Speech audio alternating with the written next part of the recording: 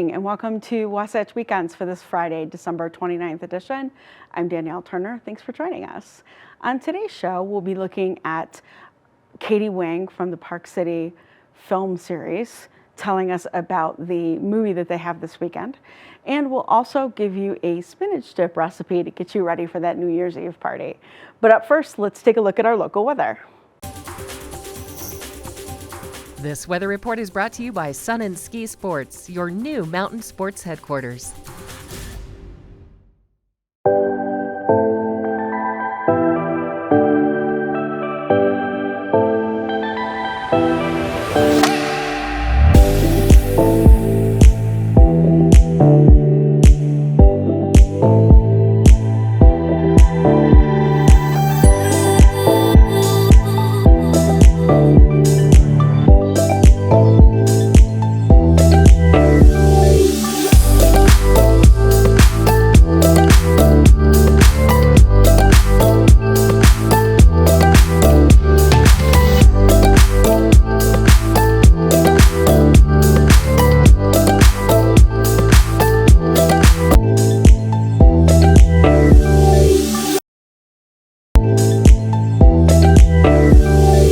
Weekends.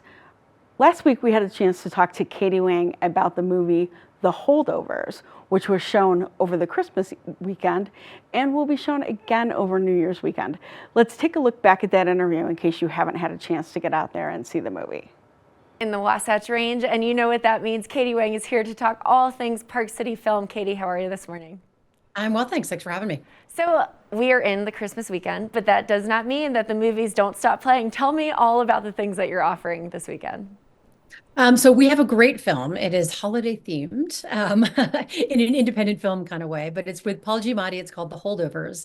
And Paul Giamatti, who is just such a fantastic actor, we have not seen enough of, but he plays kind of an ill-tempered history professor at a boarding school in New England in the 1970s. And there are this group of kids called the Holdovers, as the name suggests, who for whatever reason can't go home for the holidays. So he is stuck babysitting, essentially chaperoning these kids and the school's chef over the holiday weekend.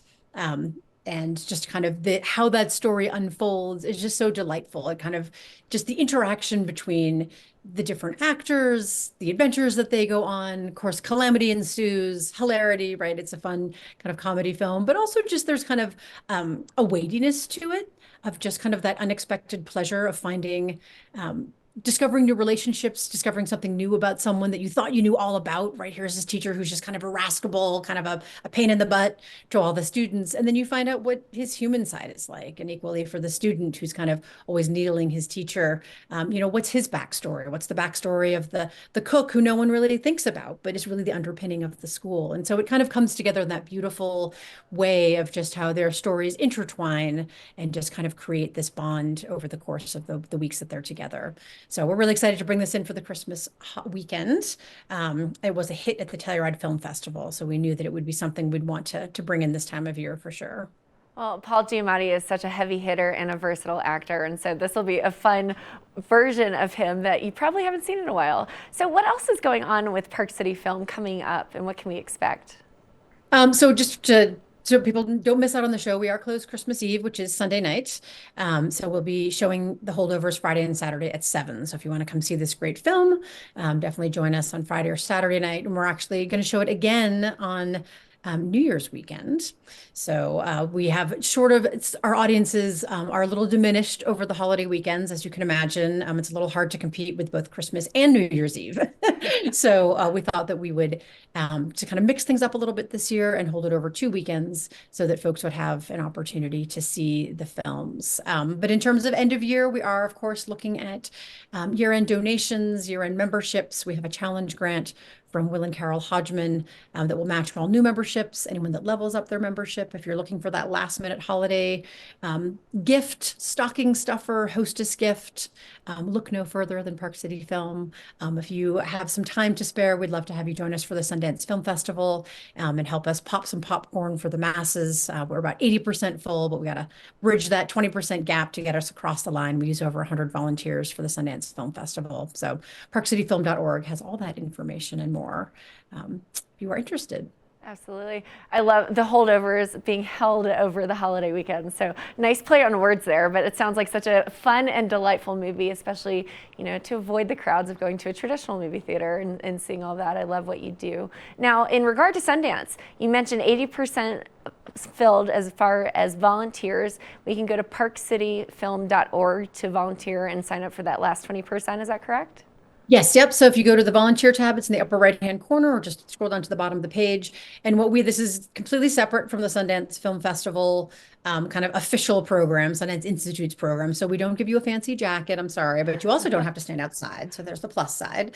But our shifts are about 4 hours long, all inside, of course, selling concessions, making popcorn.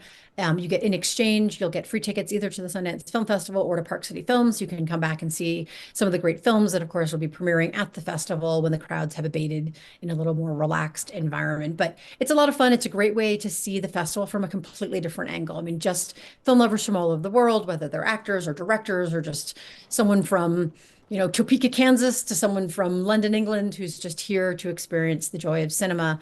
It's just great to kind of commune with them and share tips and, your thoughts on different films. And every year we have people coming back because they just love the experience so much.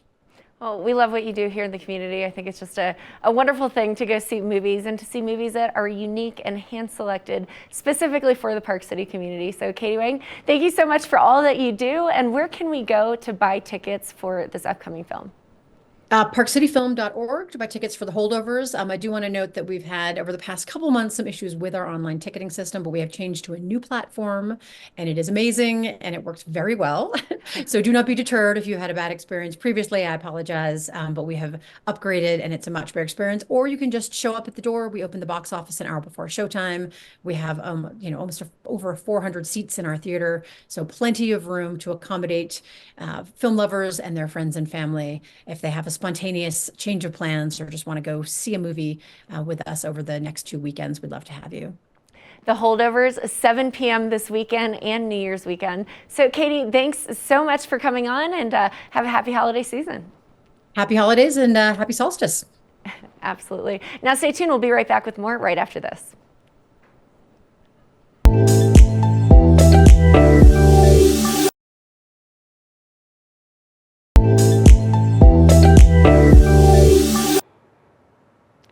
Welcome back to the show.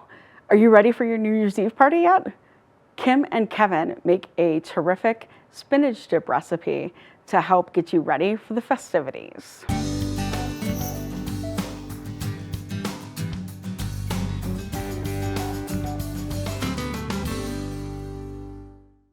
Important. It's probably the most important part of the meal. It is Kim and Kevin here Most part of the in the meal. kitchen. This is- Kevin and I just have a blast when we're in here together. We just sit here and rant and ramble about things.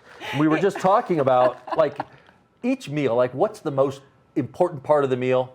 It's the beginning part. It's the appetizer. It sets the stage. You are ravenous. Your mouth is salivating, thinking about what you're about to consume. You're ready to go. And so we are going to show you how to make a classic dip that's great to use with friends and family. Yeah, that's the spinach and artichoke dip. And it's good for you. It's not just good. Well, it is decadent for you. It's decadent. Yeah, we got to kind of. And if you count the brakes. spinach, you've got a little bit of that iron and vitamin A and vitamin C in there. Yeah. So yeah, it's great.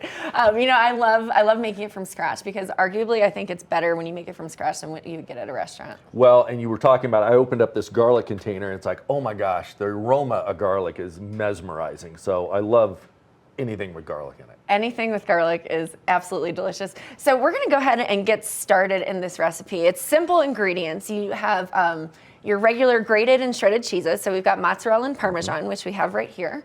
You've got obviously the main ingredients and the feature, the spinach and the artichokes. Love that. And then what every good dip is a base of mayo and cheese. So yeah, so you've got to have your sour cream and you've got to have your Philadelphia cream cheese. That is not a plug for Philadelphia cream cheese. Little mayo. It's not a plug for Philadelphia cream cheese. One neat thing about the Philadelphia cream cheese is if you look inside the container, a lot of times you'll get some nice recipes. So kind of like a Snapple cap where you get a little motivation. This you get a nice recipe. Well, I have to say I haven't thought about a Snapple cap in a very long time. Well, you're welcome. Kevin, you may have just dated us a little bit.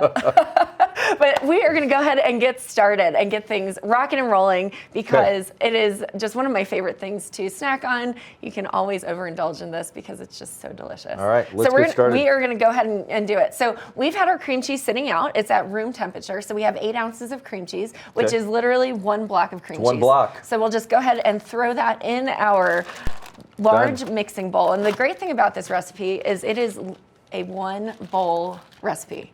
So everything just gets tossed in there. You're not doing dishes all day. We are not doing dishes all day. And even better, if you're taking it to a party, just get a disposable pie tin, which is what we're going to show you how to put it into right here. Awesome. So we've got our bases. So our soft cheeses go first. We've got the cream cheese that's been sitting out at room temperature. Okay. We're going to do 1/3 of a cup of mayo. Mayo. Which we have it sitting right here. I'm not a big mayo girl, but I do like a mayo that's got an olive oil base versus just your traditional Miracle Whip or whatever it is. Why do you like that? I like things that are made with olive oil versus vegetable oil, and it makes me feel a little bit healthier. But I don't know.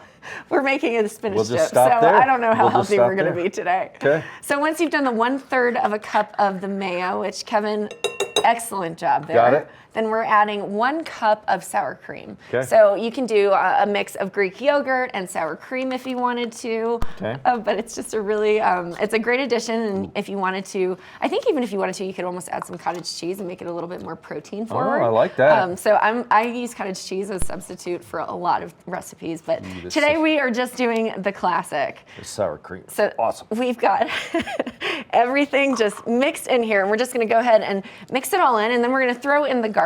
Okay. So the garlic we chopped up, it says pressed, but that's just basically a fancy word for chopping it up. We have 3 cloves of garlic here, and it just smells so fresh. That's the difference between just using the stuff from the store that's already been diced. Yes, it's easier, and you can do that, but I say add a little bit more love and elbow grease into it. Put a little love into it. Awesome. So we're doing it. We've got this all mixed up, and Kevin, if you want to go ahead and mix this in, I'll get started on the other part. Okay. So this is what we're doing. We've got 2 kinds of cheese. You've got Parmesan and mozzarella. Okay. This recipe calls for 2 cups of mozzarella, but you're only putting half of it into the dip first. So we're going to go ahead and do that. Let me make sure that we've got this measured out appropriately.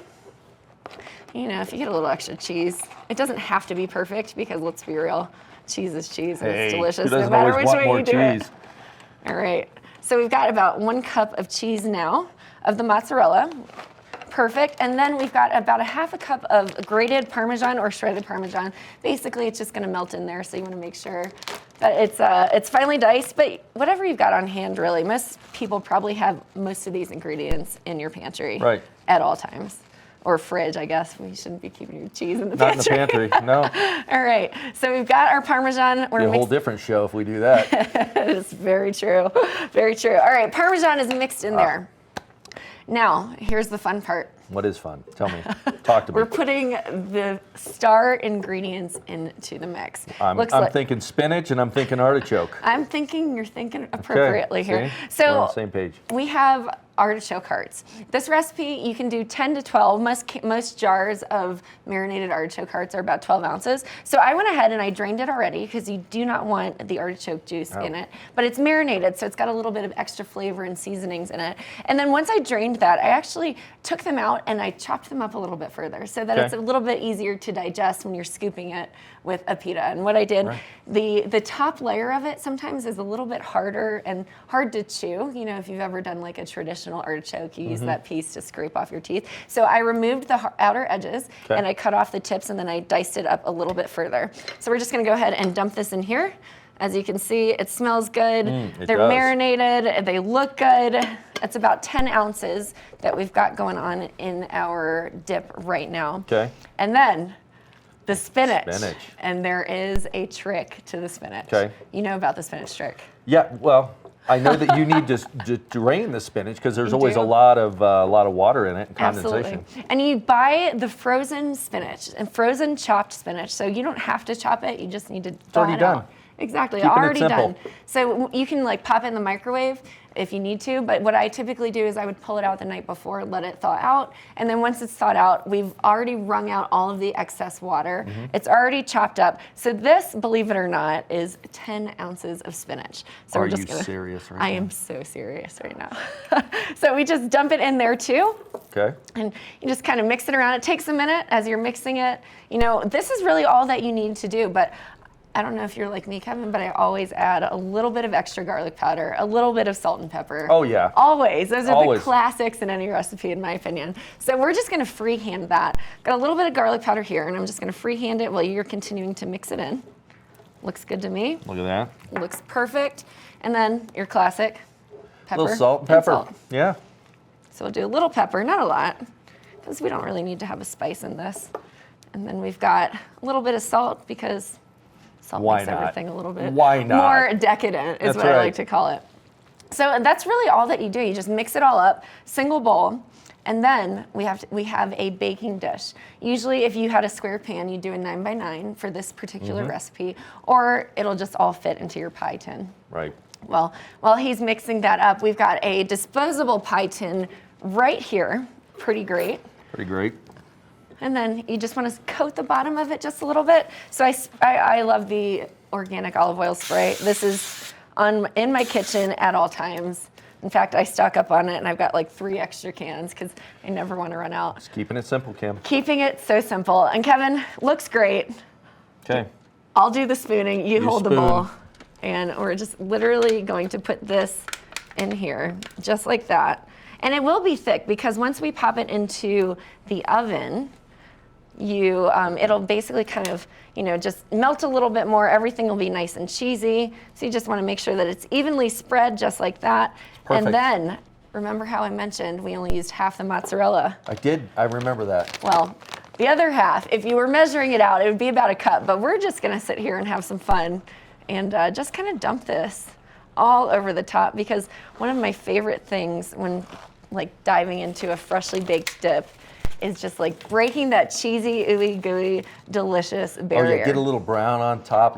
Exactly. Perfect. So what we didn't tell you is that you should preheat your oven to 400 degrees. 400 degrees. This takes about 20 minutes to fully meld all of the flavors and to bubble up.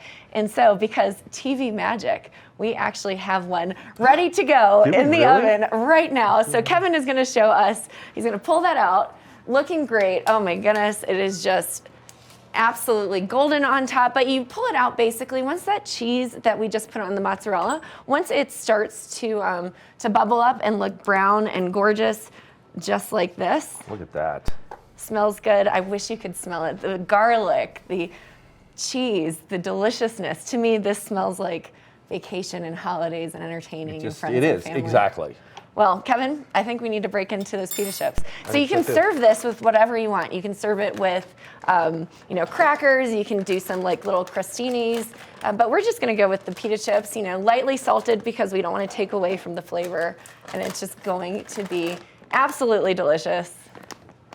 I'm going to use a fork to break into this one because we don't want to break those pita chips. But Kevin, let's try it out Okay. and see what it tastes like. And we're just breaking it right into it. As you can see, that ooey gooey deliciousness. Oh my gosh. Oh, that's so hot. What do you think? Nailed it? We nailed it. That is so good. Well, we're going to go enjoy our spinach chip while we take this next break. And if you want the recipe, let us know. We'll share it with you.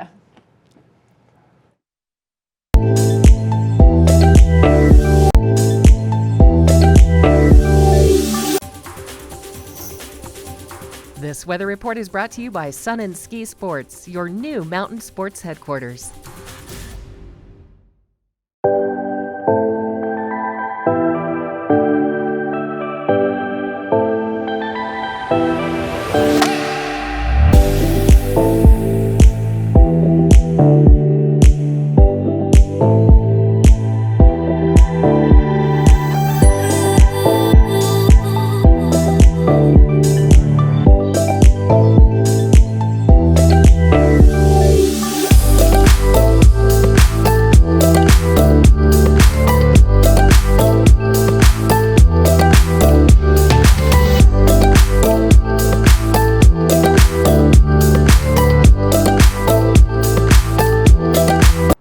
Thanks so much for joining us for this Friday edition of Wasatch Weekends.